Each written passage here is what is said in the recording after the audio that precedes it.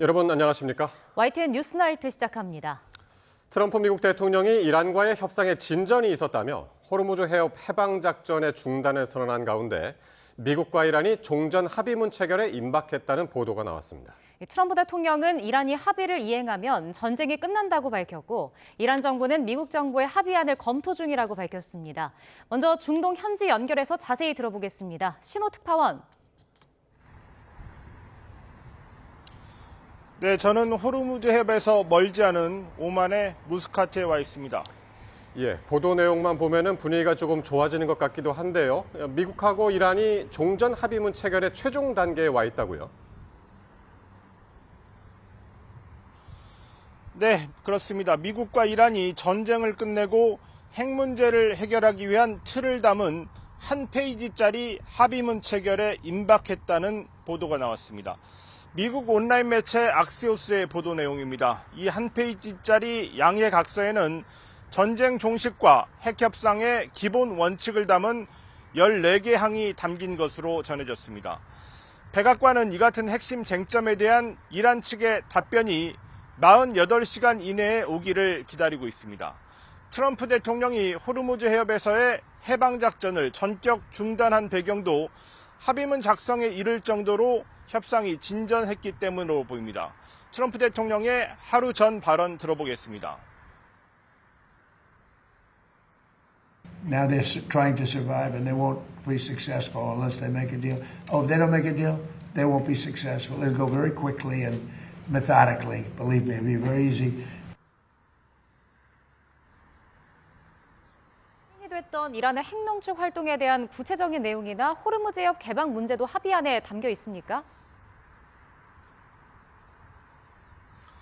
네, 보도된 합의안을 구체적으로 보면요. 이란은 핵 농축 활동을 일시 중단하고 미국은 대가를 주는 내용이 담겨 있는 것으로 알려졌습니다. 이란에 대한 제재 해제, 특히 동결 자금을 풀어주는 조건입니다. 가장 쟁점이 됐던 우라늄 농축 유예 기간은 미국이 요구했던 20년과 이란이 제시했던 5년 사이 기간인 12년에서 15년 사이에서 타협점이 모색되고 있습니다. 소식통은 이란이 그동안 반대해왔던 고농축 우라늄의 해외 반출 방안에도 동의할 수 있는 것으로 전해졌습니다. 또 양측이 지금 첨예하게 맞붙고 있는 호르무즈 해협의 봉쇄를 단계적으로 푸는 내용도 포함될 예정입니다. 구체적인 논의를 위해서 30일간의 기간을 두고 세부 협상을 진행하는 방안도 명시할 것으로 전해졌습니다. 추가적인 협상은 파키스탄 이슬라마바드나 스위스 제네바에서 진행될 수 있다고 백악관 관계자는 설명했습니다. 그렇군요. 이렇게 해서 이제 보도 내용 중심으로 살펴봤는데 이 미국 정부나 이란 정부의 공식 입장은 나왔습니까? 네, 그렇습니다. 트럼프 대통령이 자신의 트루스 소셜 계정에 아침 일찍부터 글을 올렸습니다. 합의가 이미 이루어진 것처럼 가정해서 표현을 썼는데요. 이란이 합의 사항을 이행하는데 동의하면 에픽 퓨리라고 이름 붙인 이번 전쟁은 종료될 것이고 호르무즈 해협은 개방될 것이라고 적었습니다. 그렇지 않으면 전보다 강도 높은 공습이 시작될 것이라고 경고했습니다. 이란 외무부에서도 바로 반응이 나왔습니다. 이란 외무부 대변인은 이란 정부가 미국 정부의 14개항 평화 제안을 검토하고 있다고 밝혔습니다. 이란 혁명수비대도 비슷한 시간에 호르무즈 해협을 통한 이 안전한 선박 통항을 보장할 것이라고 밝혔습니다. 이 성명을 통해서 이 침략자의 위협이 무력화되고 새로운 협약이 준비됐다면서 이렇게 밝히고 호르무즈 해협에 대한 이란의 규정을 준수하고 이 지역 해양 안보에 기여한 페르시아만과 오만만의 선주들에게 감사한다 이런 말도 덧붙였습니다. 이번 발표는 앞서 트럼프 대통령이 이른바 해방작전의 중단을 선언한 직후 이란 군부가 직접 해협 재개방 방침을 시사한 것입니다. 미국과 이란의 이 협상을 중재해왔던 파키스탄 정부도 종전 합의문을 곧 마무리할 것이라며 이제 거의 다 왔다고 밝혔습니다. 지금까지 오만 무스카트에서 YTN 신호입니다. 네, 이렇게 호르무즈 봉쇄와 휴전 협상의 갈림길에서 이란 외무장관이 중국을 찾았습니다.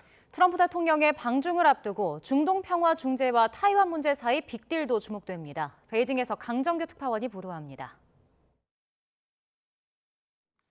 이란 외무장관이 중국의 초청에 응해 베이징을 찾았습니다.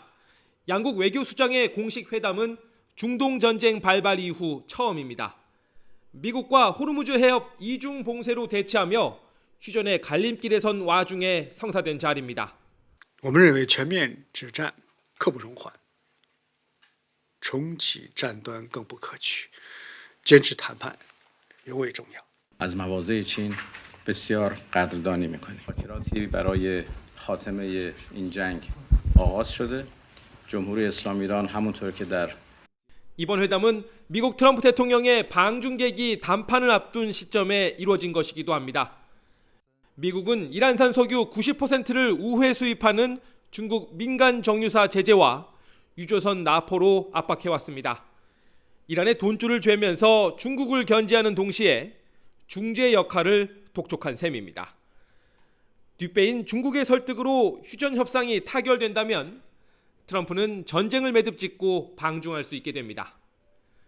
그렇지 않더라도 역봉쇄를 계속해 이란 원유 수입 의존도 8%인 중국의 협상 무기로 쓸 수 있습니다. I hope it's done directly, that's the message they deliver to them. As I outlined earlier today, China is an export-driven economy.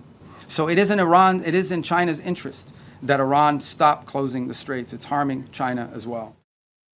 반대로 중국도 이란 설득을 지렛대 삼아 타이완 문제 등에서 미국의 양보를 받아낼 수 있습니다. 무엇보다 파키스탄에서 실패한 중재에 성공한다면 국제사회에서 존재감이 한층 더 커지게 됩니다. 베이징에서 YTN 강정규입니다.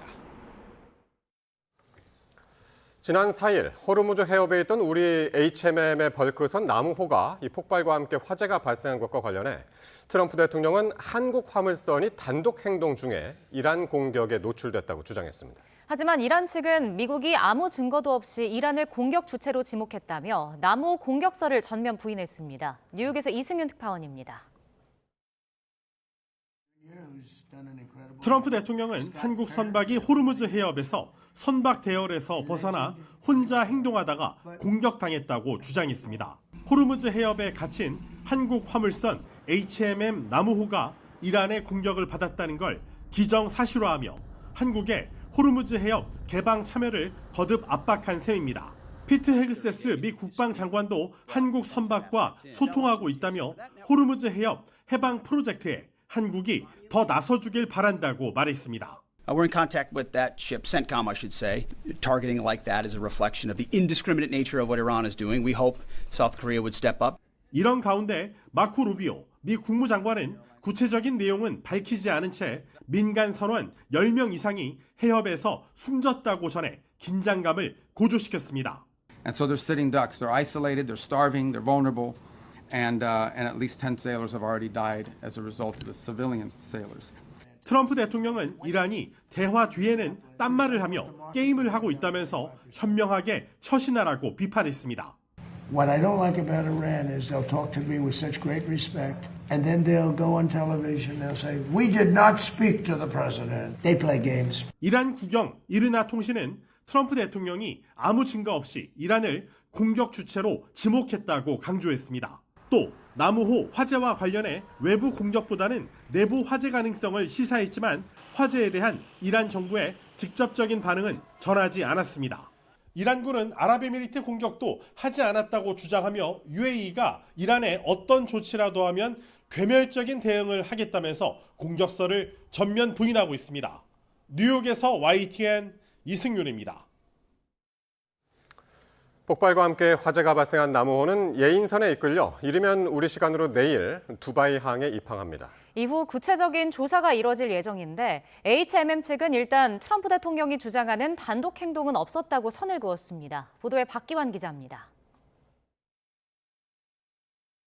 두 달 넘게 호르무즈 해협에 발이 묶여 있는 HMM 소속 벌크선 나무. 지난 4일 저녁 기관실에서 발생한 폭발과 화재로 운항 불능 상태에 빠지면서 그대로 바다 위에 고립됐습니다. HMM은 일단 아랍에미리트 두바이에 있는 현지 업체와 계약해 본격적인 예인 작업에 착수했습니다.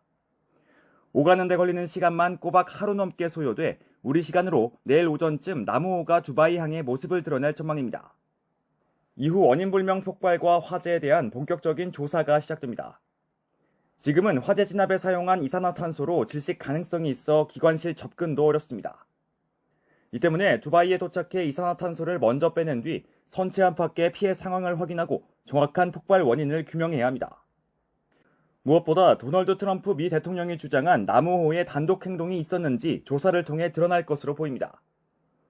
HMM 측은 일단 당시 나무호가 통제 해제를 기다리며 통제선 인근에서 기다린 것은 맞지만 확대된 통제구역 안에 있지는 않았다고 설명했습니다.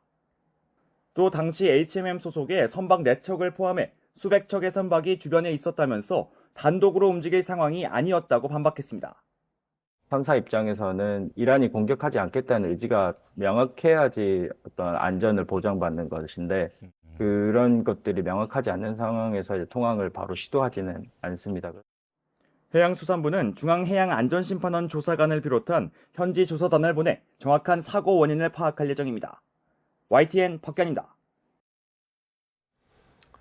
나무호 피격 등 최근 급변하는 중동 정세에 대해 이재명 대통령은 공개적인 언급을 자제했습니다. 대신 청와대는 트럼프 대통령이 요청했던 해방작전 참여에 대해 미국이 작전을 종료한 만큼 검토할 필요가 없게 됐다고 선을 그었습니다. 강진원 기자의 보도입니다. 현지 시각으로 지난 4일 호르무즈 해협 내 우리 선박에서 폭발 화재 사고가 발생한 뒤 처음 열린 대통령 주재 국무회의. 한국인 6명을 포함한 승선원 24명과 선박의 현재 상태에 대한 보고가 이루어졌습니다. 총 24명의 선원 모두 피해를 입지 않은 것으로 확인되었습니다. 추후 해당 선박을 인근 항구로 예인하여 피해 상태 등을 파악해 나갈 예정입니다. 트럼프 미국 대통령이 호르무즈 해협 해방작전을 일시 중단키로 한 데 앞서 미국이 군사작전 종료를 선언했다는 내용도 공유됐습니다. 루비오 국무장관은 조금 전 몇 시간 전에 이란에 대한 군사작전인 장대한 분노 작전이 목표를 달성했으므로 종료됐다고 밝혔습니다. 이란이 한국 선박을 공격했다고 주장하며 파병을 압박했던 트럼프 대통령과 미국 측의 갑작스러운 변화에 이 대통령은 사실관계를 재확인했습니다. 전쟁을 공식적으로 공격을 중단한다고 했다고? 종료한다고? 네. 의회 승인 없이 전쟁을 치를 수 있는 60일 규정을 피하려고 일단 전쟁을 끝낸 것일 수도, 실제 출구 전략일 수도 있다는 설명이 뒤따랐지만 이 대통령은 추가 질문 등 관련 언급을 더는 하지 않았습니다. 중동 정세가 하루가 다르게 변하는 만큼 관련 사안에 대한 국정 최고 책임자의 생각을 섣불리 밝힐 필요가 없다는 판단에 따른 거로 보입니다. 대신 청와대가 바뀐 상황에 맞춰 입장 정리에 나섰습니다.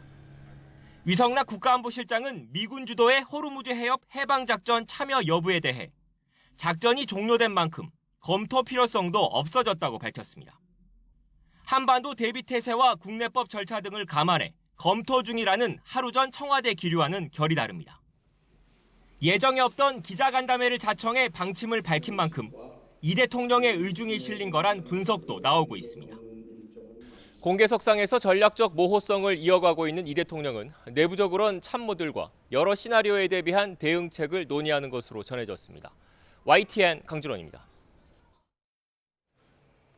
호르무즈 해협 봉쇄 이후 세 번째 한국 유조선이 우회로인 홍해를 통과했습니다. 해양수산부는 오늘 오전 9시 기준 우리 선박이 홍해를 안전하게 통과해 국내로 원유를 운송하고 있다고 밝혔습니다. 앞서 지난달 17일과 지난 3일에도 우리 유조선이 사우디아라비아 얀부항에서 원유를 적재해 홍해를 거쳐 운항했습니다. 네, 중동 사태 68일째를 맞았습니다. 지금부터는 전문가들과 함께 관련 말씀 나누겠습니다. 네, 문근식 한양대 특임교수, 백승훈 한국외대 중동연구소 전임연구원 두 분 모셨습니다. 어서 오십시오. 네, 안녕하세요. 분위기가 조금 바뀌었습니다. 예, 미국하고 이란이 종전과 또 핵 협상을 위한 한 페이지짜리 MOU 체결에 근접했다라는 보도가 나왔고요. 여기에는 14개 항의 기본 원칙이 담겼다는 보도입니다. 사실상 종전 협상의 틀이 잡혔다, 이렇게 봐도 됩니까? 하도 여러 번 반복해가지고 네.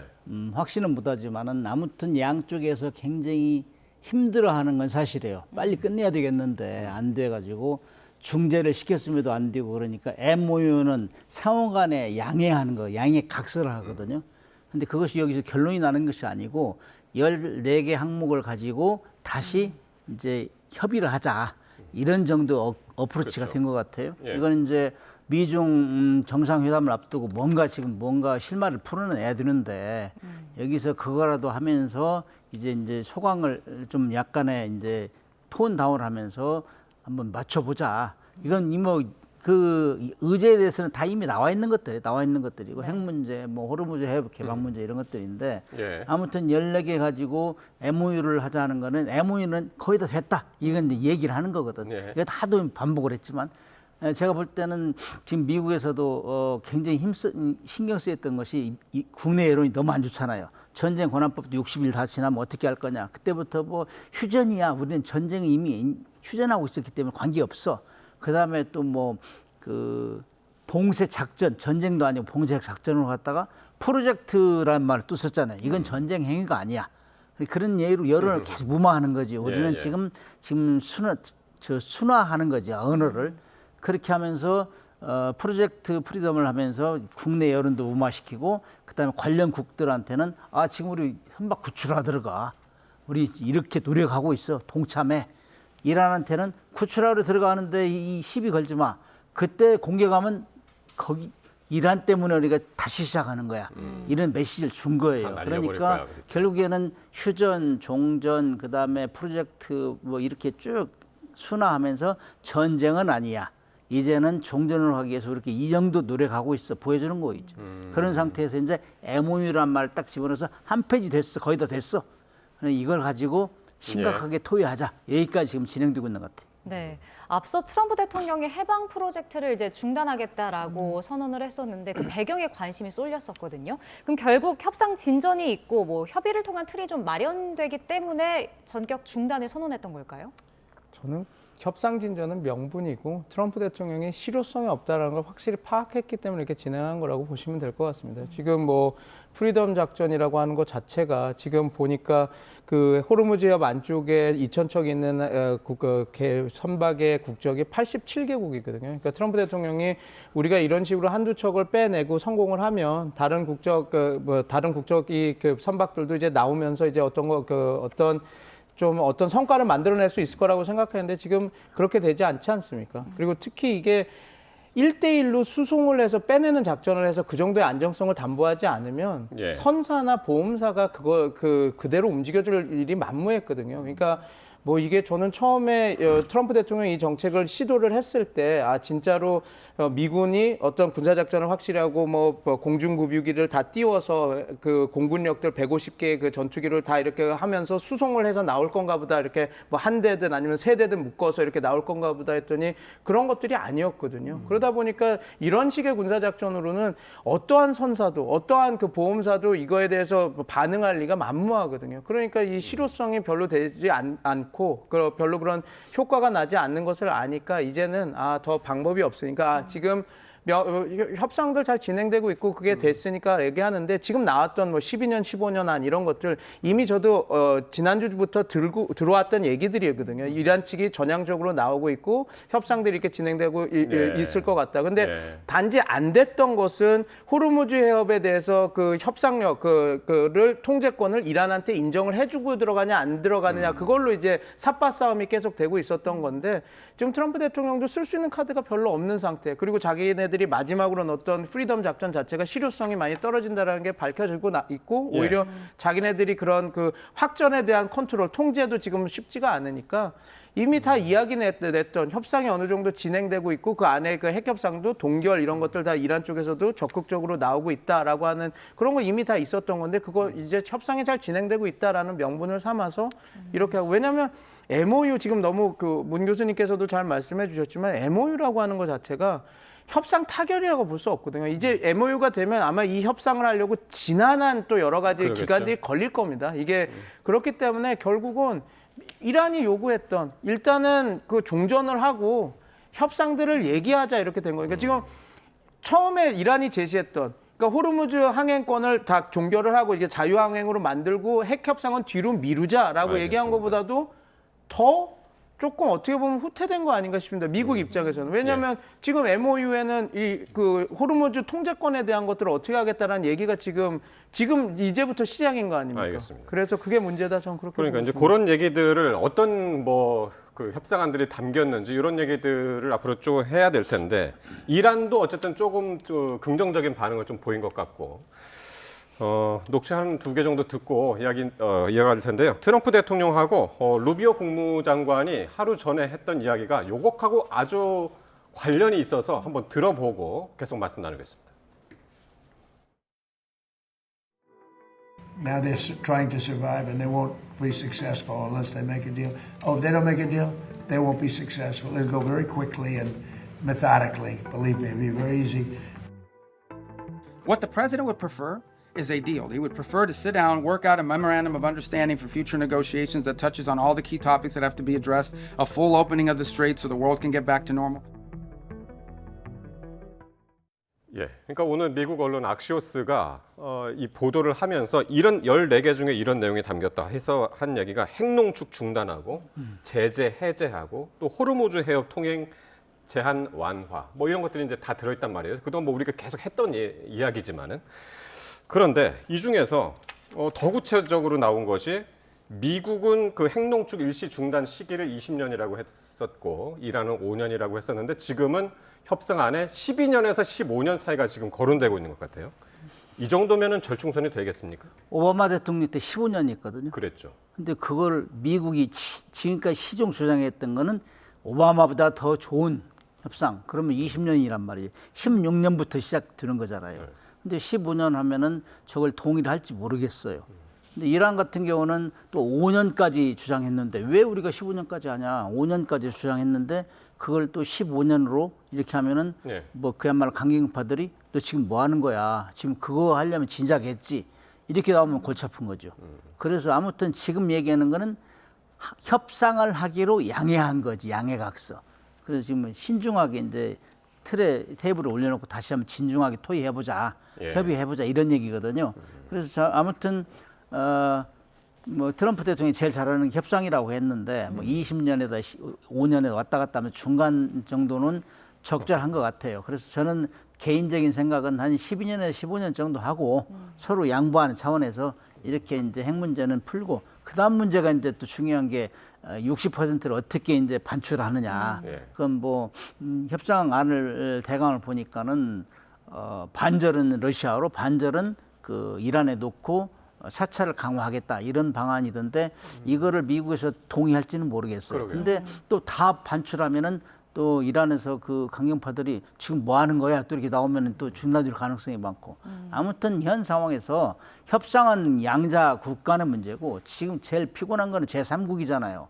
호르무즈 해협을 이렇게 막아놨기 때문에 그래서 난리 아니에요. 그래서 일단은 조건 없이 양쪽에서 다 봉쇄를 먼저 풀고 얘기를 했으면 좋겠다. 그렇게 하면서 MOU를 가지고 다시 시작했으면 좋겠다는 생각을 하고 싶어요. 네. 근데 이제 이란이 고농축 우라늄의 외부 반출을 그동안은 뭐 허용할 수 없다라는 입장이었는데 그래도 이제 해외 반출에 동의할 수 있다 이런 내용도 전해지고 있거든요. 어떻게 보면 이란이 한 발 물러선 것으로 보이는데 이렇게 되면 협상할 때 좀 급물살을 타지 않을까요? 근데 저는 반출은 지금 할 거라고 저는 봤었습니다. 강하게 얘기했던 것은 그걸 협상력을 높이기 위해서 하나도 못 뺀다고 그랬지. 그 전에 이미 이 오바마 행정부 때는 그 러시아로 다 뺀다고 해서 실제 뺐었거든요. 그래서 지금 이렇게 깨적했던 거는 트럼프 대통령은 이걸 미국으로 가져오겠다라고 했으니까 더 협상력을 키우기 위해서 우리는 절대 하나도 못 빼겠다.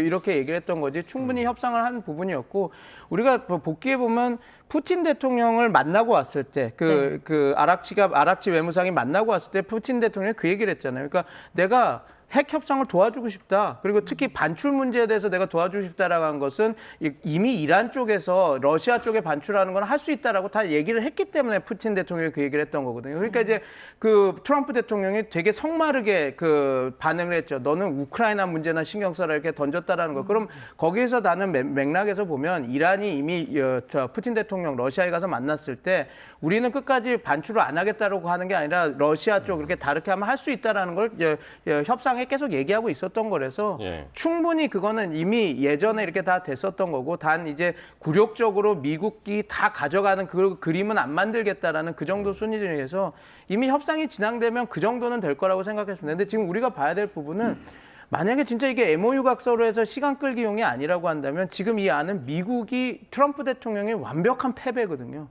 지금 12년, 15년 그것도 핵 폐기가 아니라 농축을 중단한다라는 얘기로 이렇게 얘기를 하는 거고. 그러니까 중단은 폐기는 아니고 그 기술이나 이런 것들을 갖고 있고 동결과 비슷한 얘기거든요. 그러면 그런 것들 그리고 뭐 여러 가지 그럼 과연 오바마 안과 다를 게 뭐가 있나 이런 얘기가 나올 그래서 수밖에 이제 없어서. 추가적으로 나오는 이야기가 그 핵 개발과 관련해 가지고 네네. 핵무기 개발 포기 그리고 지하 핵시설 운영 금지 그리고 UN 불시 사찰 이런 내용이 이제 포함이 됐다고 그래요. 그리고 이제 미국이 48시간 기다리겠다. 근데 이란 반응도 나왔거든요. 이란이 우리 지금 검토 중이다라고 이제 이야기했고 뭐 부인하는 것도 아니었고.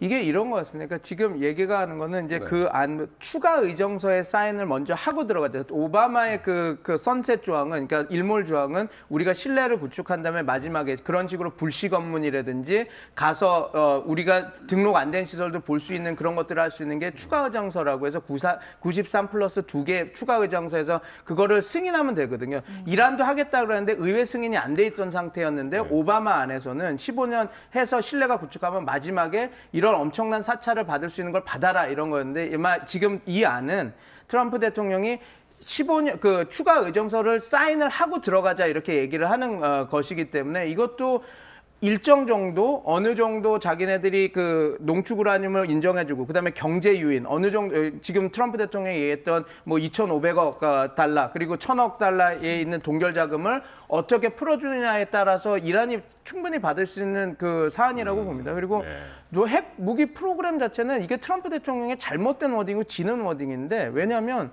이란은 여태까지 핵무기를 만든 적이 없다고 밝혀왔고 미국 정보부에서도 2003년 이후에는 핵무기 프로그램이 없었다고 본인들이 얘기하고 있어서 이거는 이란 입장에서 그렇게 불편한 거 아닙니다. IAEA에서 계속해서 핵무기 프로그램 없다라고 얘기를 했던 거니까 알았다. 없다 이렇게 딱 하면 이란 입장에서는 특별히 지금에서 위치할 부분이 없어서 뭐 이거는 트럼프 대통령 입장 뭐 이란 입장에서는 못 받을 안은 아닙니다. 단 이제 과연 이 추가 의정서라고 하는 거, 이 사찰을 되게 강력하게 하는 건데 아마 이게 IAEA가 하는 거고 추가 의정서 수준이라고 한다면 경제 요인이 어떻게 패키지가 붙느냐에 따라서 이란 입장에서도 충분히 받을 수 있는 안이어서 단 이제 추가 동결을 해서 뭐 15년, 20년 우리가 핵을 완전히 핵 농축 우라늄 프로그램을 폐기하는 게 아니라 15년까지는 우리가 그냥 정지해놓고 중지하는 거다라고 해서 자기도 승리를 이란 국민들한테 우리가 끝까지 이런 핵 주권을 지켜냈다. 그리고 15년 후에 우리가 이걸 포기하는 거는 그때는 우리가 경제 유인이나 다 받고 우리가 어느 정도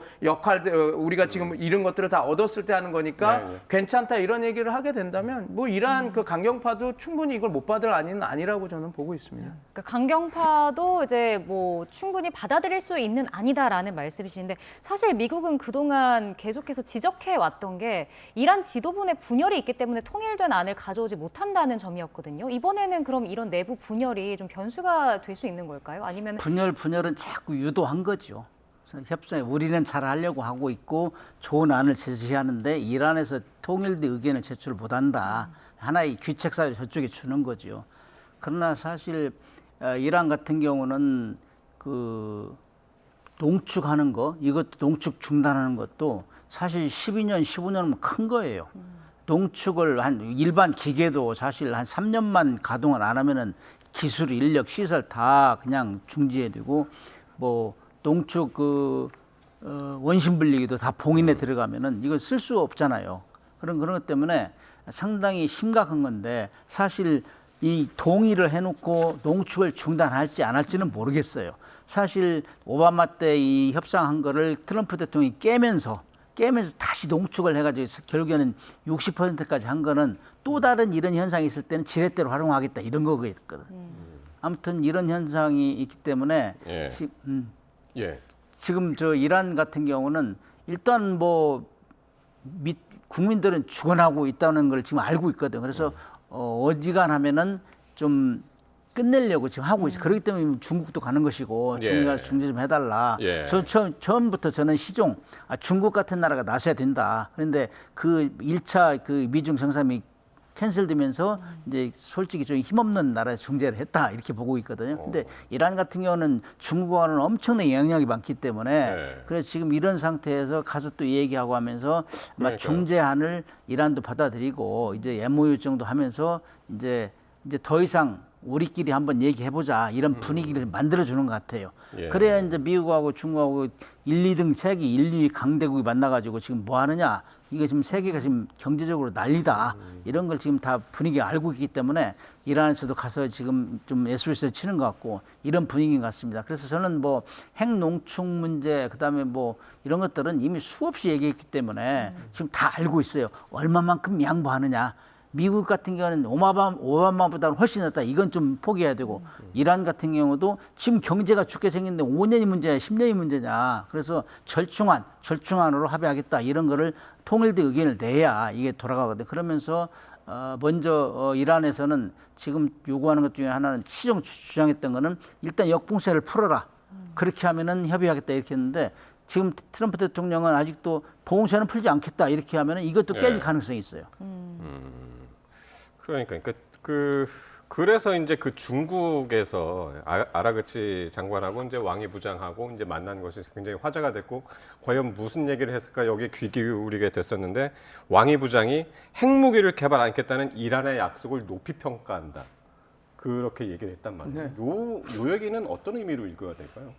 근데 말씀드렸지만 이란은 핵무기를 가진 프로그램을 가진 적이 없기 때문에 이란 입장에서 우리는 핵무기 갖지 않겠다라고 이렇게 이야기를 했고 그게 이제 아야톨라 호메이니의 유언이었고 핵무기는 이제 대량 살상 무기니까 이슬람적인 가치와 맞지 않다라고 해서 유언이었고 그 얘기를 했던 말을 앵무새처럼 했을 것 같습니다. 그러니까 왕이 부장은 그걸 받아서 이란은 핵무기를 안 갖는다고 하니 우리는 높이 평가한다. 어떻게 보면 지금 아락치 외무상이 왕이 그 외교부 그분 부장도 만나고 푸틴 대통령도 만났지 않습니까? 이미 자기가들이 원하는 안들을 다 전달했고 지금 중국과 러시아는 후견인으로서 지금 이란에게 역할을 하려고 지금 하고 있어서 이런 뭐 당연히 협상 들어가기 전에 양측에서 어떤 의견 조율이 됐고 그 한 목소리를 내면서 어떻게 보면 이란에 유리한 방향으로 협상을 이제 후견인으로서 도와주는 그런 것들 그 과정에서 나온 멘트라서 뭐 특별한 것도 없고 그럼 이란이 핵무기 개발하지 않겠다고 하면은 여기서 이제 타협하고 그만하자 뭐 그렇게 우리 지지하겠다. 그렇게 될 수밖에 없는 상황이 만들어진 거죠. 트럼프 대통령도 그렇게 나온 이상 뭐 러시아도 이란이 핵무기 안 갖는다고 한다. 중국도 러시아 안 갖는다. 어떻게 보면 보증인이 되는 역할도 하는 거잖아요. 그렇게 되면 트럼프 대통령도 그걸 믿고 우리가 가겠다라고 하는 어떤 명분을 만들어주는 그렇게 보면 되지 않을까 싶습니다. 네.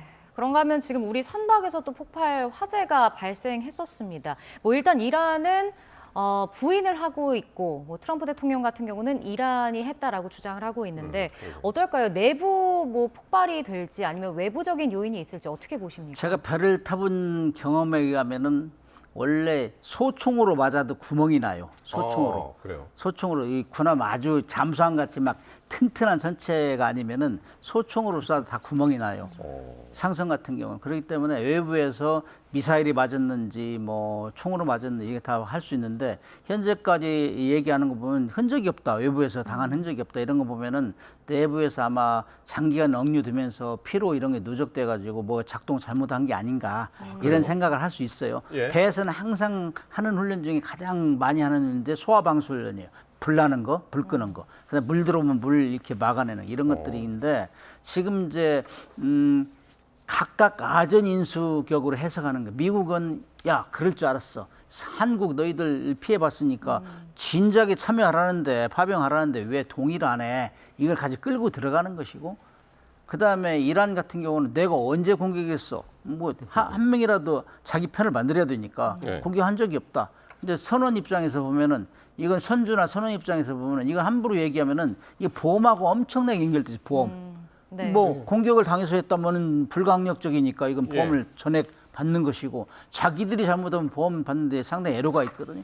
그래서 제3자 가산 보좌하는 차원에서 우리 정부에서도 신중히 대응하고 있고 그다음에 이제 뭐 우리 선급에서 두바이에 있는 선급에서 인원을 파견해 가서 보고 있고 예. 그다음에 이제 우리 해수부대 나가는 걸로 알고 있는데 그 사람들 가서 보면은 이제 아 이건 아니다. 그럼에도 불구하고 하도 우리 동맹이란 한미 동맹을 이제 얘기하면서 한국이 요청을 했잖아요. 시종 우리 파병 요청했기 때문에 우리가 그거를 막 칼로 무자르도 할 수 없어가지고 그럼 문근식 교수는 그 선박 잠수함 전문가시잖아요. 그렇죠. 예. 저는 수상함도 탔어요. 예, 그러니까 뭘 보면은 이게 원인을 파악을 할 수 있을까요? 그러면? 가서 외부에서 공격받은 흔적이 없으면 내부 잘못한 거죠.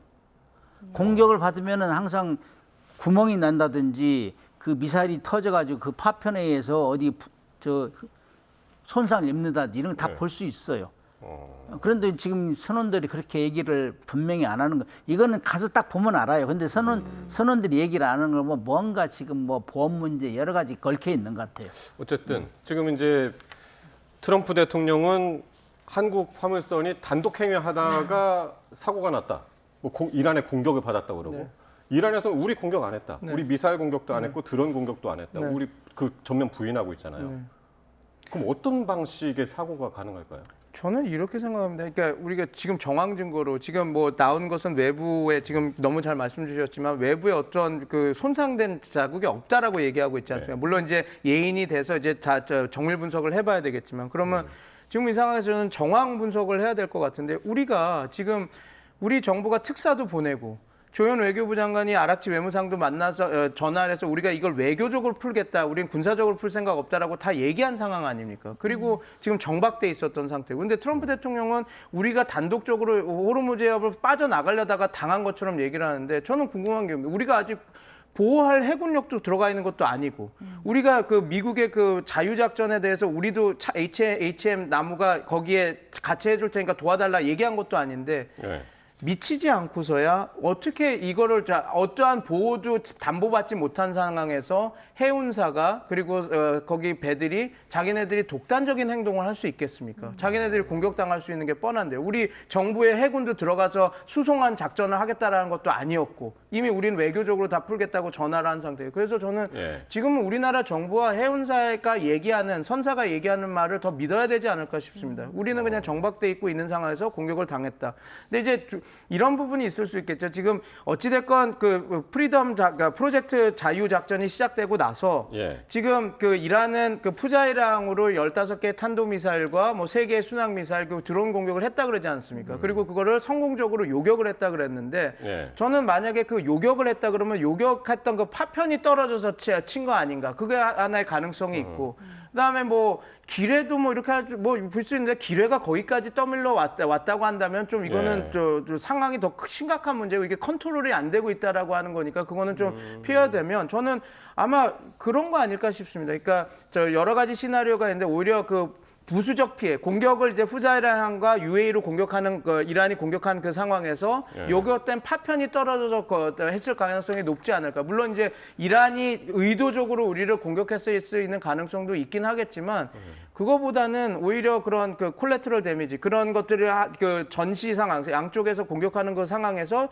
요격된 그런 어떤 파편들이 때린 게 아닐까. 그게 좀 가장 이해될 수 있는 부분이 아닐까 싶습니다. 그러니까 어떤 면에서 하나 추측해 볼 수 있는 실마리 하나가 오늘 주한 이란 대사관이 얘기했는데 우린 공격하지 않았다. 전면 부인하면서 뭐라고 했냐면 우리가 항로 이렇게 가라고 했는데 만약 그렇게 가지 않았으면 그 책임은 너네한테 있다라는 거였거든요. 그건 어떻게 보면은 기뢰를 건드렸을 가능성? 기뢰를 건드리면은 이 파공이 크게 나요, 구멍이. 그렇게 하고 배가 기울을 가능성이 많아요. 물이 들어오니까 심각해요. 그래서 기뢰를 무서워하는 거예요. 기뢰는 저기서 건드렸다면은 부유길이 떠다니는 기뢰를 접촉됐다는 얘기인데 저렇게 되면은 그 정박에 있는 모든 선박에 위협을 가할 수 있는 그런 거를 이란에서 설치했다. 아주 무책임한 거고 자기 자신들이 정말 너무 잘못한 거예요. 그런 거는. 그리고 기뢰를 설치한 거는 이미 다 자기들이 파악하고 있어요. 그렇지 않으면은 자기의 행동도 부자연스럽기 때문에 기뢰 가능성은 없다고 보시는 거예요? 저는 기뢰 가능성은 희박하다. 매우 위박하다. 매우 위박하다. 기류는 즉각 표시가 나요. 그 물 들어오고 기울고 뭐 이렇게 되기 때문에. 네, 예. 알겠습니다. 자, 그런가 하면 미국이 앞서 한국의 해방 프로젝트 참여를 공식 요구했는데요. 이 네. 동맹국뿐 아니라 중국에도 해협 개방 작전 동참을 촉구했습니다. 관련 내용부터 먼저 들어보겠습니다. But the president was clear in his truth message that, hey, this is your ship. You should take part in helping to defend it. We hope South Korea would step up. Now would be a good time for our international partners to step up and put pressure on Iran. 네, 일단 뭐 해방 프로젝트가 일시적으로 중단됐기 때문에 청와대는 뭐 우리가 참여를 검토할 필요성은 없다 이렇게 밝히긴 했거든요. 근데 이제 트럼프 대통령의 말이 좀 자주 바뀌다 보니까 이게 번복될 가능성도 있을까요? 뭐 지금 종전도 됐다고 얘기를 더 센 얘기를 한 거 아닙니까? 그냥 프로젝트 프리덤만 끝난 게 아니라 지금 이제 종전이 되고 MOU 각서 체결하고 이렇게 하니까 다시 뭐 트럼프 대통령 말이야 또 워낙 시시각각 바뀌니까 뭐 말이 바뀌면 이렇게 저희가 또 참여해야 될 상황도 올 수는 있다 보지만 지금 이렇게 다음 단계까지도 더 나간 상황에서 지금 저희가 또 어떤 다른 변화가 있을 것 같지는 않습니다. 거기다가 지금 이란 군도 이란 혁명수비대도 알겠다 우리도 항로를 열겠다. 그런데 기존에 얘기했던 자기네들이 얘기했던 항로 캐슘 섬을 사이로 끼고 들어가는 항로는 우리가 다 열었으니까 글로 나가라 이렇게 얘기를 하고 있는 상황이라서 뭐 지금 우리나라가 뭐 이란도 자기네들 물론 이제 제한된 항로이긴 하지만 그걸 열어서 일로 갈 수 있다라고 얘기한 마당에 그리고 미국도 자유작전이 끝났다라는 걸 선포하는 거 더 나가서 이제 종전이 됐다라고 얘기한 마당에 저희가 뭐 지금 또 다른 뭐 우리가 군사를 파견한 군사작전을 위해서 군을 파견하고 이런 것들은 지금 상황에서는 좀 가능성이 낮지 않나 저는 그렇게 보고 있습니다. 근데 한 가지 이제 변수가 있다면 그러니까 해방 프로젝트에 우리가 참여하느냐 마느냐 변수가 있다면 만약에 그 나무호의 그 사고가 이게 만약에 이란의 공격 어쨌든 이란에 의한 것으로 파악이 될 경우에 그건 변수가 될까요? 이란의 공격에 의해서 그랬더라도 이란에서 공격했다고 인정은 안 했어요. 그래서 불가항력적인 상황으로 갈 수 있고 일단은 그렇게 봐야 되고 그다음에 이란의 공격에 의해서 그랬다 손 치더라도 우리가 군함을 파견한다는 건 실로 무모한 짓이에요. 왜냐?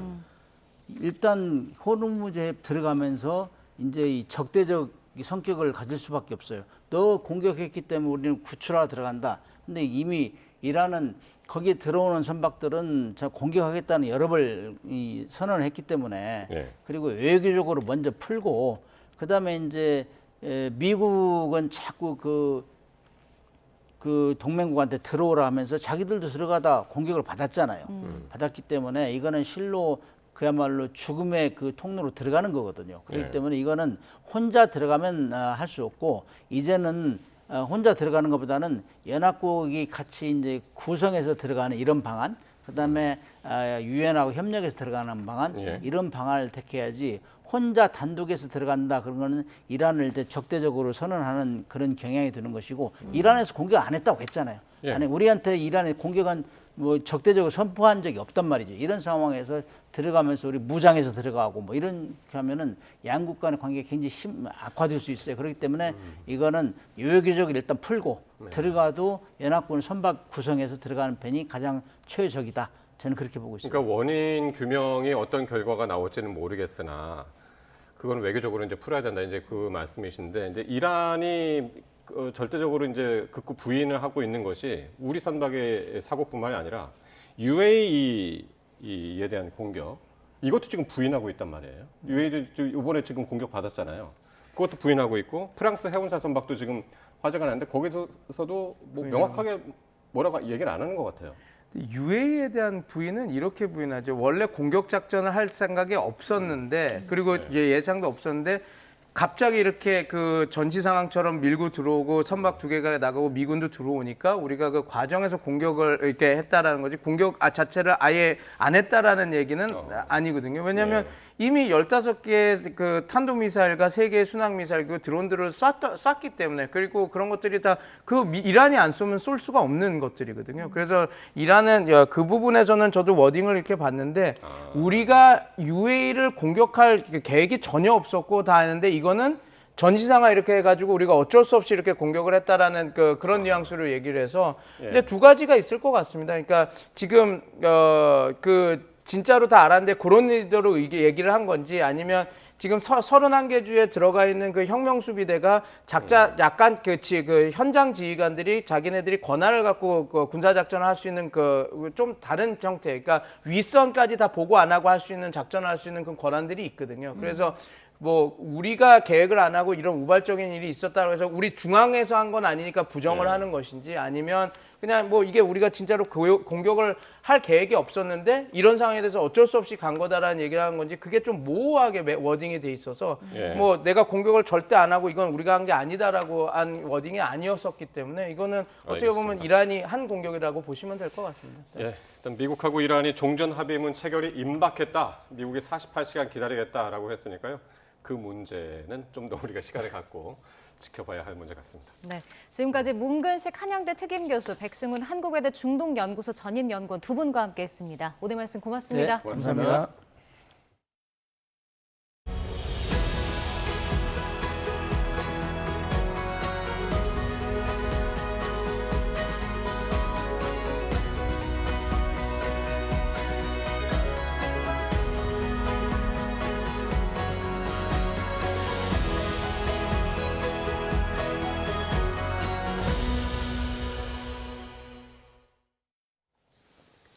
네, 코스피가 사상 처음으로 7,000선을 돌파하면서 종가 기준 사상 최고치를 기록했습니다. 6,000을 돌파한 뒤에 두 달여 만인데요. 초고속 상승에 코스피 시가총액도 6,000조 원을 넘어섰습니다. 김세호 기자의 보도입니다. 개장과 동시에 전 거래일보다 2% 이상 오르며 7,000을 넘긴 코스피.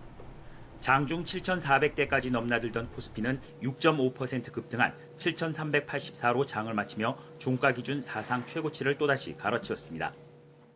코스피는 지난 2월 25일 첫 6,000선을 넘긴 지 두 달여 만에 코스피 7,000 시대를 열었습니다. 코스피의 가파른 상승세로 장 시작 6분 만에 프로그램 매수를 일시 정지하는 매수 사이드카까지 발동됐습니다. 상승폭은 447.57포인트로 지난 3월 5일 기록한 490.36포인트에 이어 역대 두 번째로 큽니다. 미국 반도체 기업들의 투자와 이에 따른 실적 호조의 기대감이 국내 증시에 반영된 것으로 보입니다. AI 데이터 센터를 미국의 많은 기업들이 좀 짓고 있는데 거기에 이제 메모리나 다양한 반도체가 필요한데 공급이 없고요. 수요는 지금 계속 늘기만 하거든요. 그러다 보니까 반도체 가격은 계속 올라가고 그래서 그 반도체 가격이 오르면 당연히 실적은 좋아지겠죠. 특히 시장이 현재 중동 정세의 불안정한 상황보다는 반도체 호황에 더 주목하고 있는 것으로 분석됩니다. 삼성전자는 장중 27만 원, SK하이닉스는 161만 4천 원까지 오르는 등 장중 사상 최고가를 경신했고 각각 14.4%와 10.6% 오른 26만 6천 원과 160만 1천 원으로 거래를 마쳤습니다. 외국인이 2조 8천억 넘게 순매수한 가운데 코스피 시가 총액도 사상 처음으로 6천조 원을 넘었습니다. 다만 호르무즈 해협 봉쇄의 장기화 속에 물가와 미금리 상승은 코스피의 상승세 지속 여부의 주요 변수가 될 전망입니다. 코스피와는 대조적으로 코스닥은 0.29% 내린 1210에 장을 마쳤습니다. 원달러 환율은 외국인 투자자의 국내 주식 매수 등으로 하락세를 보이며 전 거래일보다 7.7원 내린 1,455원으로 주간 거래를 마쳤습니다. YTN 김세호입니다. 올해 초 코스피는 4,000선에서 출발했지만 상반기도 채 안 지나 7,000선까지 앞자리를 3번이나 갈아치우는 기염을 토했습니다. 이 슈퍼사이클 초호황기를 맞은 반도체주가 지수 전체를 강력한 힘으로 밀어 올렸는데요.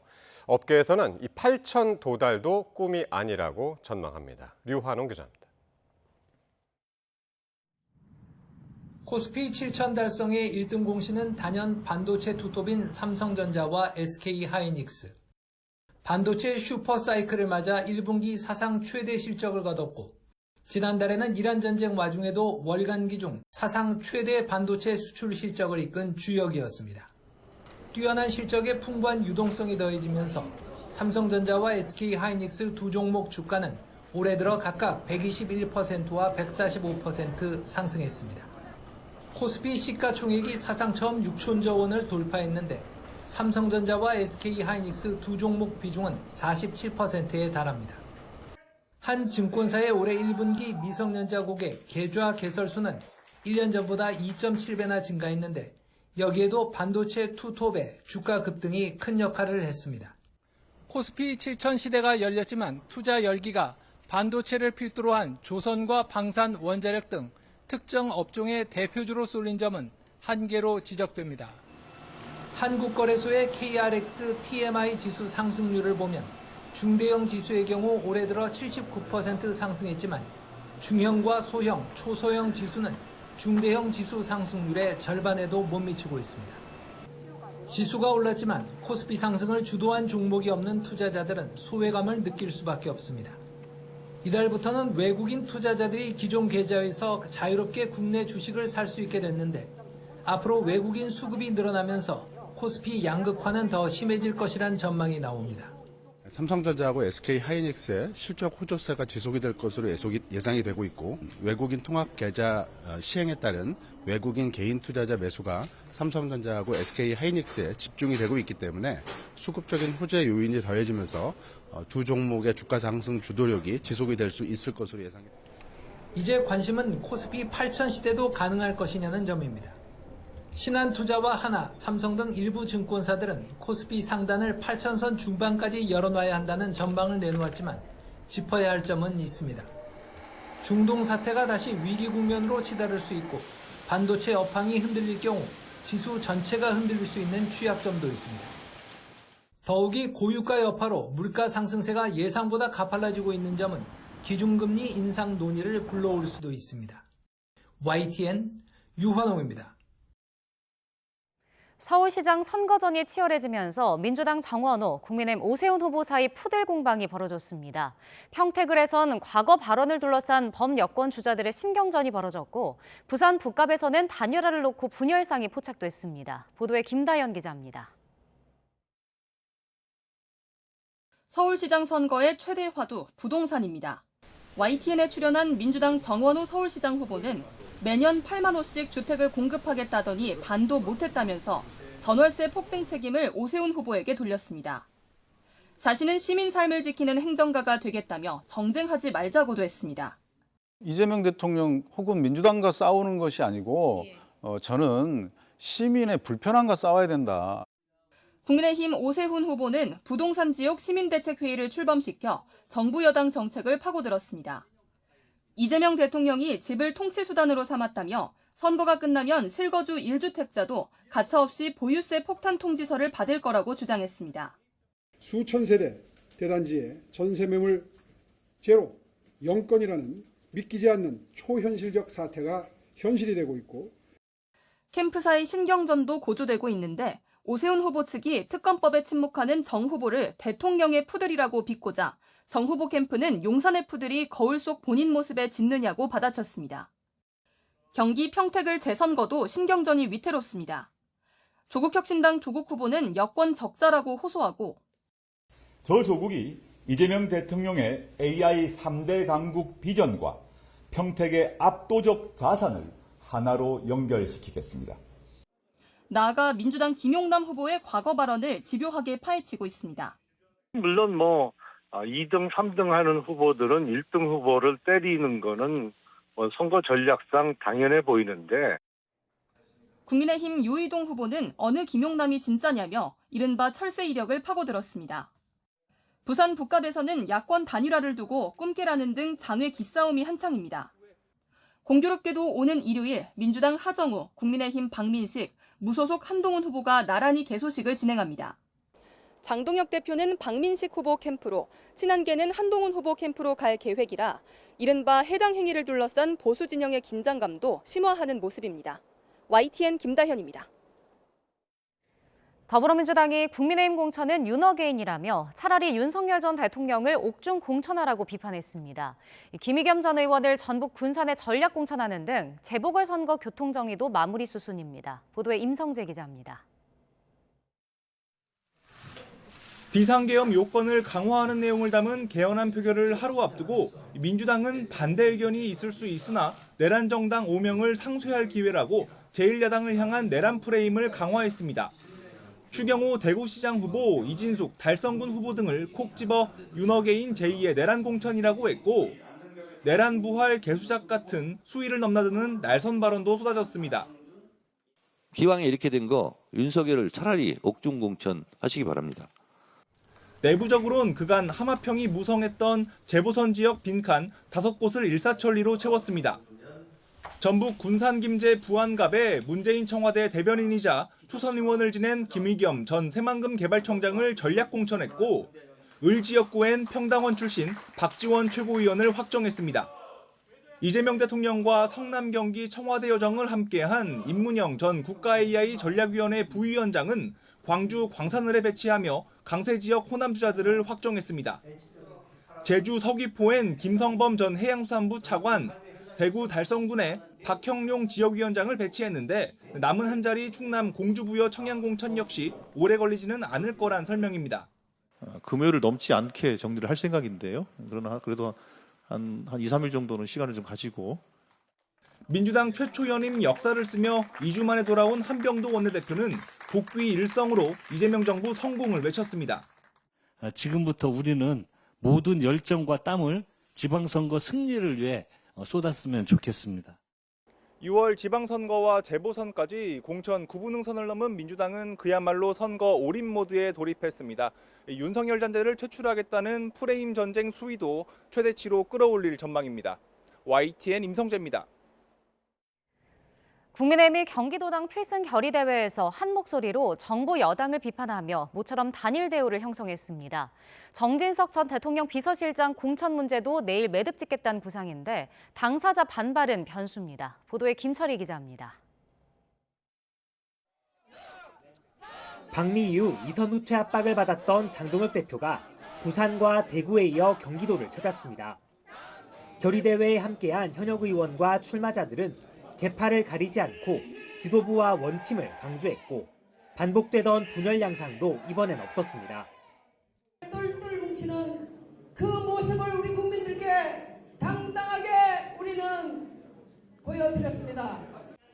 국민의힘 투톱 역시 화답하듯 대통령이라도 죄를 지으면 감옥에 가야 한다며 외부의 적 이재명 대통령을 향해 일제히 맹공을 퍼부었습니다. 범죄단체인 민주당 그리고 그 수개인 이재명을 심판하는 선거가 될 것입니다. 경기도 성남에서 범죄가 시작이 되었습니다. 막아야 되지 않겠습니까, 여러분? 보수 결집 흐름 속에 더 이상의 지지층 이탈을 막겠다는 뜻으로도 풀이되는데 윤어게인 논란은 뇌관입니다. 윤석열 호위 무사로 불렸던 이용 전 의원은 국민께 실망과 상처를 드렸다며 눈물의 기자회견을 열었습니다. 정권의 실패 앞에서도 책임을 져야 합니다. 하지만 윤 전 대통령의 마지막 비서실장, 정진석 전 의원 공천 문제는 여전히 풀지 못한 숙제입니다. 공관위는 윤리위 판단이 내려지는 대로 회의를 열어 출마 문제를 정리한다는 계획인데 윤리위 결정과 관계없이 컷오프 가능성이 크다는 관측입니다. 정 전 실장은 당의 결정을 지켜보겠다며 말을 아꼈지만 무소속 출마 가능성도 배제할 순 없습니다. 최근 영남권에서 여야 후보 간 지지율 격차가 줄어들었다는 여론조사 결과가 잇따르면서 당 내부 결속이 단단해지는 모습입니다. 윤어게인 논란을 털고 원팀으로 싸우면 해볼만 하다는 희망적 분위기도 읽히는데 당사자 승복 여부 등은 여전한 변수입니다. YTN 김철입니다. 더불어민주당이 발의한 조작기소 특검법을 두고 여야가 곳곳에서 충돌했습니다. 국민의힘은 대통령 범죄 세탁, 추악한 흉계 등 발언 수위를 높이며 총공세에 나섰는데 민주당은 지방선거 이후 판단하겠다며 한 발 물러섰습니다. 보도에 양동훈 기자입니다. 지난 40일간의 국정조사 때 그랬듯 전쟁은 법사위에서 또 반복됐습니다. 민주당은 윤석열 정치검찰의 조작기소 정황이 확인된 만큼 특검으로 공소를 취소해야 한다고 주장했습니다. 그래서 특검을 해서 조작기소 혐의 드러났습니다. 그러면 조작기소 혐의 드러났음에도 불구하고 3심 재판까지 다 받게 해야 됩니까? 반면 국민의힘은 누구도 자기 사건의 재판관이 될 수 없다는 법치주의 대원칙을 훼손한 위헌 위법 특검 법안이라고 치받았습니다. 이재명 대통령에 대한 12개 혐의, 8개 사건이죠. 이것을 전부 완전 무죄 세탁하기 위한 공소 취소 법안이다. 집중 질의를 받은 정성호 법무부 장관은 특검 법안 취지는 공감한다면서도 시점이나 수사 대상은 수기가 필요하다는 청와대와 같은 대답만 반복했습니다. 국회 법안 논의 과정에서 또 여야 의원님들께서 좀 깊이 있게 논의해 주시길 좀 저희들도 요망하는 바입니다. 국민의힘은 의원총회와 규탄대회를 잇따라 열고 비판 수위를 높였습니다. 대통령도 죄 있으면 감옥 가야 한다는 과거 이재명 대통령의 발언을 피켓에 담아 천인공노할 추악한 흉계라고 지적했습니다. 개명천지에 대통령이라고 하는 권력자가 자신의 권력을 총동원해서 본인의 범죄 기록을 깡그리 지워버리려고 하고 있습니다. 영남권 시도지사 후보 5명도 사법 쿠데타이자 사법 내란이라고 목소리를 높였습니다. 야권의 총공세와 악화하는 여론 속에 민주당은 결국 한 발 물러섰습니다. 찬반 투표로 연임이 확정된 한병도 원내대표는 수락연설을 통해 정치검찰의 추악한 민낯을 규명해야 한다면서도 시기나 절차는 지방선거 이후로 미루겠다고 밝혔습니다. 지방선거 이후에 국민과 당원의 의견을 수렴하고 수기 절차를 충분히 거쳐 판단하도록 하겠습니다. 야권은 대통령 공소취소 특검법은 중도 무당층 표심을 흔들 확실한 한방이라고 인식하고 있습니다.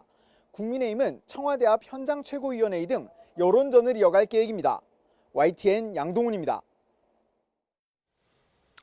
지난주 선고가 이루어진 김건희 씨의 항소심 재판을 담당했던 신종호 부장판사가 법원에서 숨진 채 발견됐습니다. 경찰은 현재까지 타살 흔적은 없는 것으로 보고 경위를 조사하고 있습니다. 표정호 기자가 보도합니다. 김건희 씨의 도이치모터스 주가 조작, 통일교 청탁 의혹 사건의 항소심 재판을 맡았던 신종호 부장판사가 숨진 채 발견됐습니다.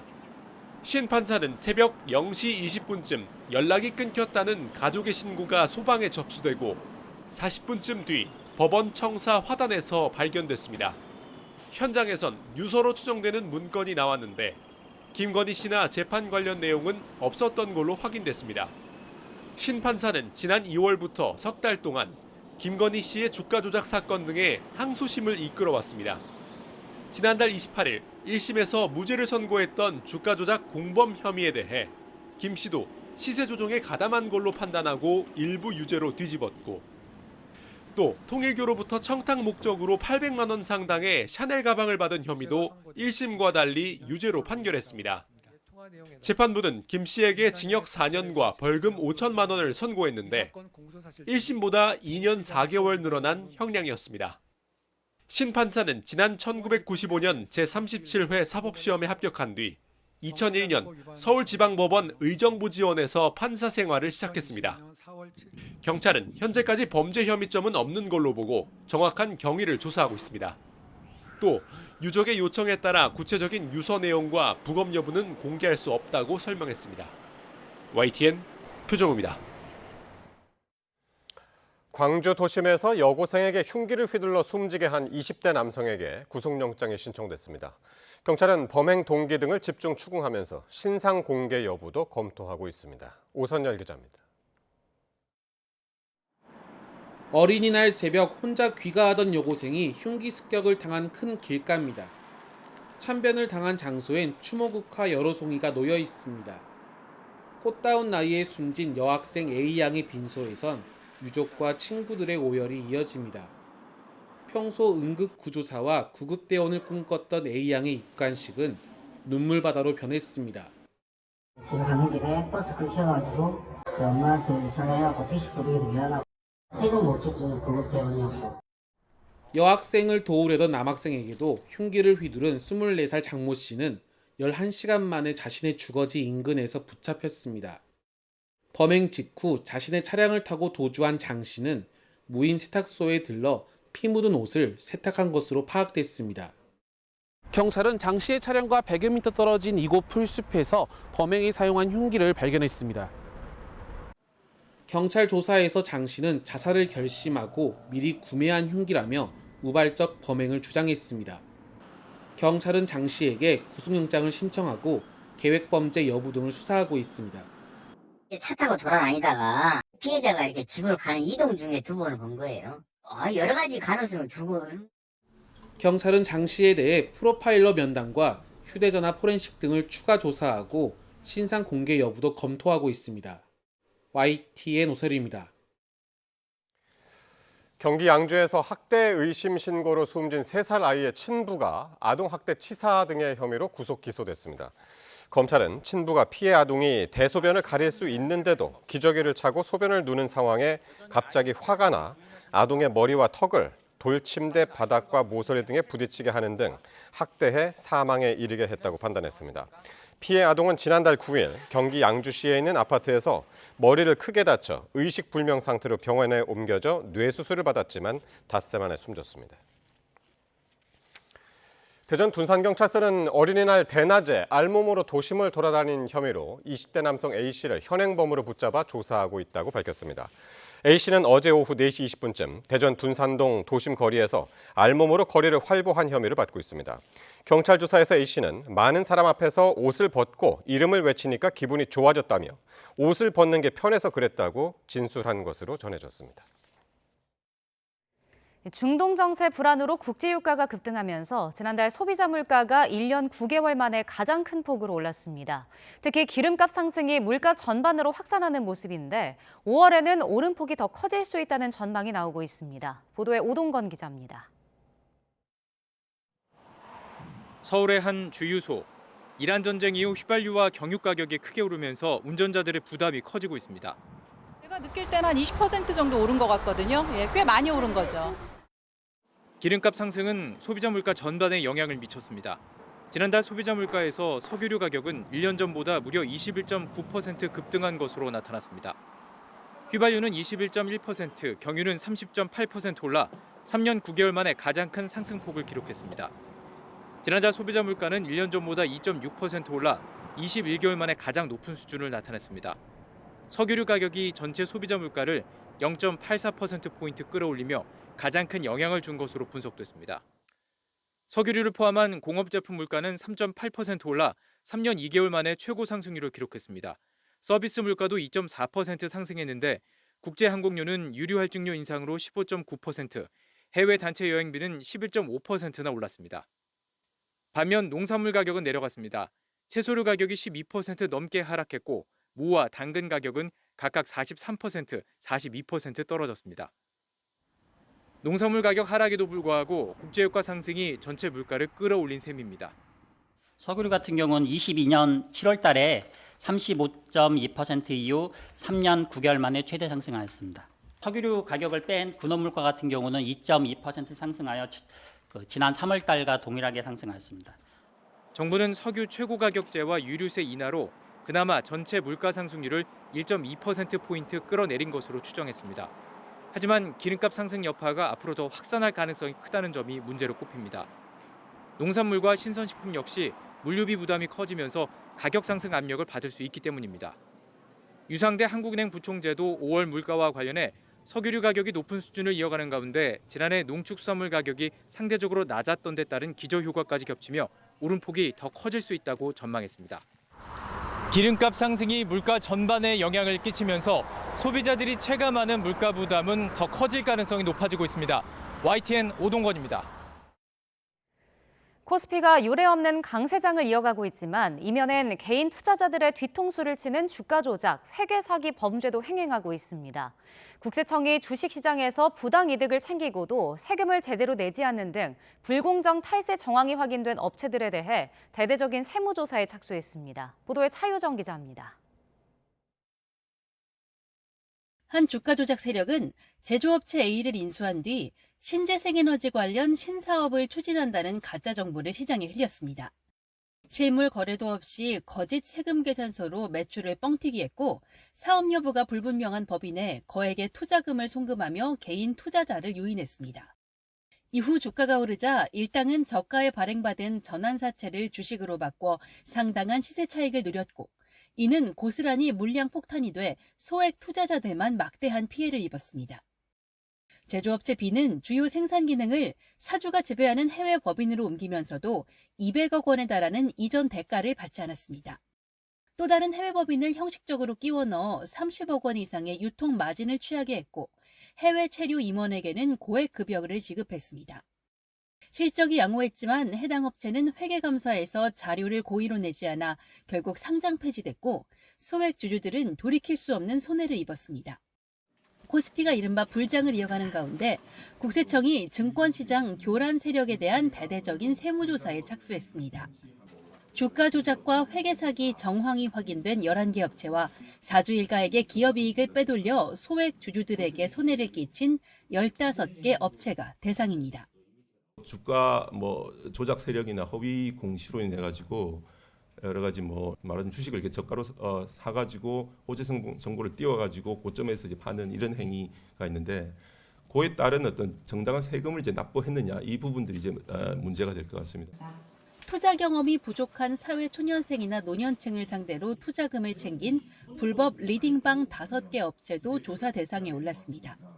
31개 업체의 탈세 혐의 액수만 2조 원이 넘습니다. 국세청은 해당 업체들의 거래 행위 전반을 검증해 철저히 과세하고 증거인멸, 재산 은닉 등이 확인되면 수사기관에 고발해 형사 처벌로 이어지도록 할 예정입니다. YTN 차유정입니다. 오늘 예정됐던 삼성바이오로직스 노사 대표의 1대1 면담이 취소됐습니다. 노조는 사측이 인사팀 상무와의 통화 내용 일부가 블라인드 앱에 올라와 유감을 나타냈고 사측은 대화를 통한 해결 의지는 변함이 없다는 점을 다시 한번 강조하며 원만한 합의점을 찾기 위한 결정이라고 밝혔습니다. 노사 모두 모레 고용노동부가 참여하는 노사정 면담은 예정대로 진행할 예정이라고 밝혔습니다. 김범석 쿠팡 INC 의장이 정보 유출 사고 여파에서 벗어나고 있다며 신규 회원가입 증가와 재가입에 따라 지난달 말 기준으로 사고 뒤 감소한 와우 회원의 80%를 회복했다고 밝혔습니다. 하지만 근본적인 회복에는 시간이 걸릴 것이라고 내다봤습니다. 또 프로덕트 커머스 매출 성장률은 지난 1월 최저점이었고 이후 매달 전년 대비 실적이 개선되며 2월에서 3월에는 개선 속도가 빨라졌다고 설명했습니다. 내일 국회에서 진행되는 39년 만에 개헌안 표결을 앞두고 이재명 대통령이 개헌 필요성을 강조했습니다. 불법 계엄을 막자는 개헌에 반대하는 건 불법 계엄을 옹호하는 것 아니냐며 반대할 이유가 없다고 말했습니다. 보도에 홍민기 기자입니다. 1987년 이후 처음 이뤄지는 개헌안 국회 표결을 앞두고 이재명 대통령은 현행 헌법이 40여 년 동안 제자리 걸음이라고 지적했습니다. 세상이 변했는데 덩치는 커졌는데 옷이 맞지 않는다. 그럼 옷을 좀 고칠 필요가 있지 않냐. 정치적 이해관계가 엇갈리는 전면 개헌보단 합의되는 부분부터 고치는 것이 현실적, 실용적이라고 강조했는데 대통령의 계엄 선포 권한을 축소하는 조항에 대해선 어떤 국민이 이를 반대하겠느냐며 이렇게 말했습니다. 그 반대하는 사람이 조금 있을 수는 있죠. 그 사람들은 불법 계엄 옹호론자라고 봐야 되지 않겠습니까? 다른 핵심 내용인 5.18 부마 항쟁 정신의 헌법 전문 수록 역시 여야가 모두 언급했던 만큼 반대할 이유가 없다고 강조했습니다. 지방선거 전 개헌 반대를 당론으로 유지하고 있는 국민의힘을 향해 개헌에 동참해달라고 재차 호소한 것으로 해석됩니다. 민주당도 개헌 국민투표 자체를 막는 건 권리 침해이자 국민의 수준을 무시하는 처사라며 거들었습니다.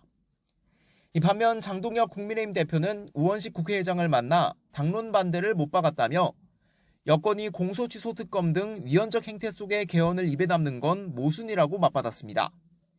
나경원 의원도 이 대통령의 발언은 비열한 겁박이라며 선거용, 야당 분열용 개헌 시도라고 날을 세웠습니다. 다른 정당은 모두 이번 개헌에 합의한 만큼 개헌안 통과를 위해선 국민의힘에서 최소 12표 이상의 찬성표가 나와야 하는 상황입니다. 당론을 거스른 찬성표가 무더기로 나올 가능성은 크지 않다는 예측도 나오는 가운데 39년 만의 개헌 시도가 어떻게 전개될지 주목됩니다. YTN 홍민기입니다. 내란 중요 임무 종사 등 혐의를 받는 한덕수 전 국무총리의 항소심 선고가 내일 나옵니다. 1심은 징역 23년을 선고했고 특검도 항소심 결심 때는 똑같은 형량을 구형했는데 2심 재판부가 어떤 선택을 할지 관심입니다. 신규혜 기자입니다.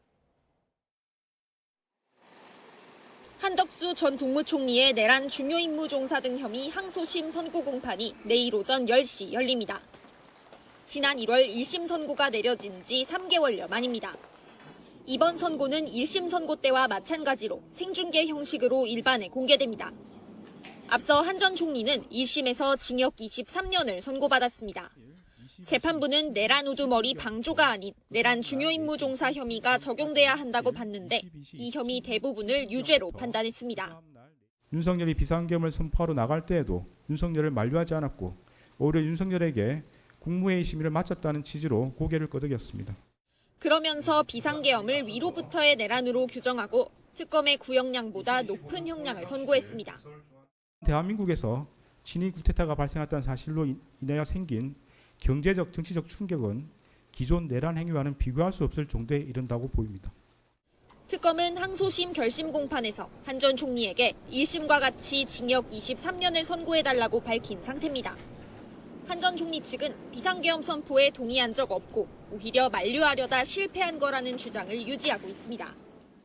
1심 선고 형량이 예상보다 높았던 만큼 항소심 재판부가 어떤 결론을 내릴지 주목됩니다. YTN 신기입니다.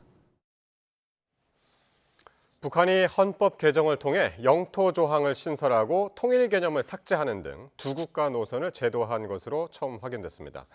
다만 남측을 적대국으로 규정한 조항까지 신설하지는 않은 것으로 나타났는데 정상국가 이미지를 부각하려는 의도라는 분석도 나오고 있습니다. 이종원 기자입니다. 김정은 국무위원장이 남북을 적대적 두 국가 관계로 처음 규정한 건 2023년 말입니다. 북남 관계는 더 이상 동족 관계, 동질 관계가 아닌 적대적인 두 국가 관계, 전쟁 중에 있는 두 교전국 관계로 완전히 고착되었습니다. 이후 헌법 개정을 통해 이를 제도화하겠다고 예고했지만 북한 매체들은 그 결과를 보도하지 않았습니다. 가장 최근인 지난 3월 최고인민회의에서도 헌법 명칭을 개정한 사실만 공개했습니다. 조선민주주의 인민공화국 사회주의 헌법을 조선민주주의 인민공화국 헌법으로 개칭하는 것을 비롯하여 최근 확보된 북한의 개정 헌법을 보면 김 위원장의 예고대로 영토 조항을 신설하고 통일 조항을 삭제하는 등 두 국가 노선이 반영된 것으로 확인됐습니다. 북쪽으론 중국과 러시아와 접하고 남쪽으론 대한민국과 접하고 있다고 영토를 규정했는데 남북 간 분쟁 요인이 될 수 있는 NLL 등 경계선에 대한 구체적인 언급은 없었습니다. 또 기존 헌법 서문과 본문에 있던 북반부나 조국 통일 등 동족이나 통일 개념을 통째로 드러내는 등 두 국가 노선이 명확히 반영됐습니다. 다만 김 위원장의 예고와 달리 한국을 적대국으로 못 박은 내용은 없었습니다. 정상국가화라는 북한의 오래된 목표를 생각해 보면 정상국가화 과정에 그런 전투적 표현들이 적절하지 않다고 판단했을 수도 있고요. 헌법 서문에 있던 김일성, 김정일, 선대 업적과 관련한 내용도 삭제하고 김정은 국무위원장의 권한과 위상을 강화한 것도 눈에 띄는 대목입니다. 특히 국무위원장의 독점적 핵무력 지휘권이 처음 명기됐고 위임 근거 조항도 신설됐습니다. 이 밖에도 무상치료, 세금 없는 나라 등 현실과 동떨어진 사회주의 무상복지 조항도 모두 삭제된 것으로 나타났습니다. YTN 이종원입니다. 러시아 전승절을 앞두고 우크라이나가 모스크바 내 북한 대사관 인근을 드론으로 공격하면서 김정은 국무위원장의 러시아 방문 여부가 불투명해졌습니다. 현지 시간 5일 북한 전문 매체 NK뉴스는 우크라이나가 북한 대사관 등 외교 공관이 밀집한 지역에서 불과 1.6km 떨어진 곳을 타격했다고 보도했습니다. 전문가들은 김 위원장의 위험 회피 성향을 고려할 때 우크라이나의 드론 공격 위협이 계속되는 상황에서 직접 모스크바를 방문하기는 어려울 것으로 내다봤습니다. 대서양을 항해하던 크루즈선에서 치명적인 한타 바이러스가 확산해 비상이 걸린 가운데 스페인 정부가 인도적인 차원에서 선박의 입항을 허가했습니다. 뉴욕타임스 등 외신에 따르면 스페인 보건부는 집단 감염이 발생한 네덜란드 선적 크루즈선 MV 혼디우스가 스페인형 카나리아 제도로 긴급 기항할 예정이라고 밝혔습니다. 승객과 승무원 140여 명이 탑승한 이 선박은 지난달 아르헨티나를 출발해 남극 등 오지를 여행하던 중 바이러스가 확산했으며 현재까지 3명이 숨지고 5명이 의심 증상을 보이고 있습니다.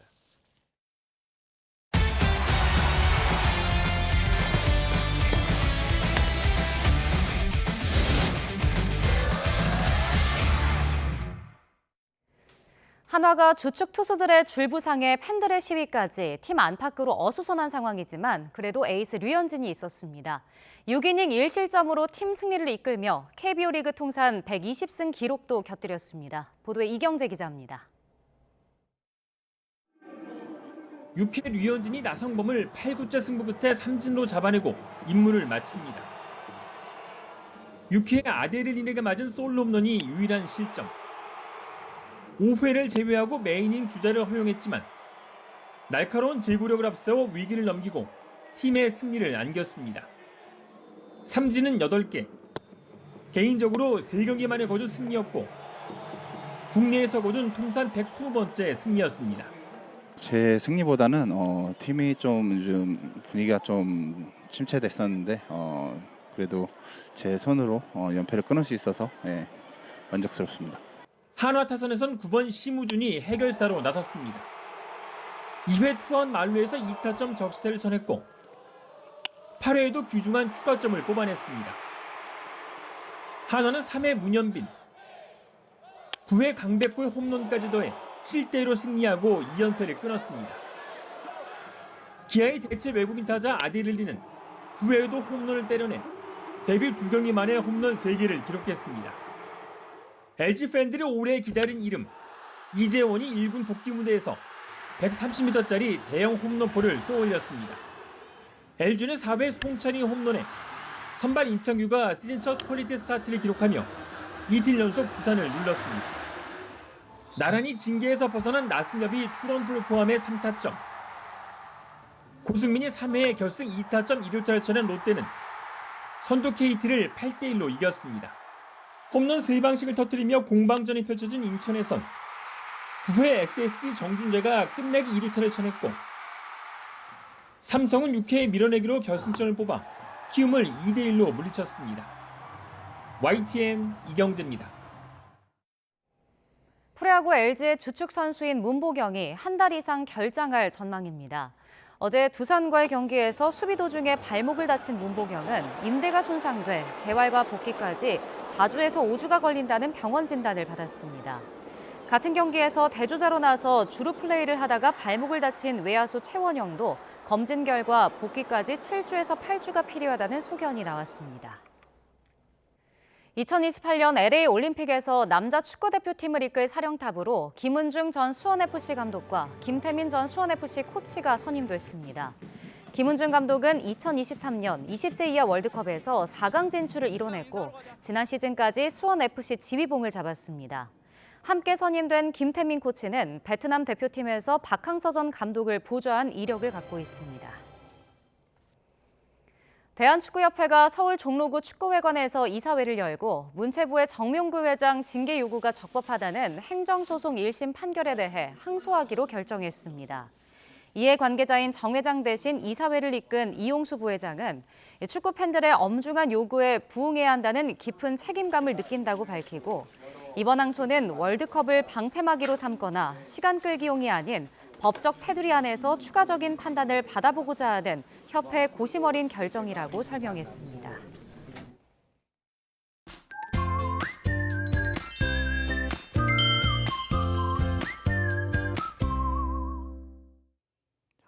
맑은 하늘이 함께했던 오늘과 달리 내일은 하늘이 잔뜩 흐려지겠습니다.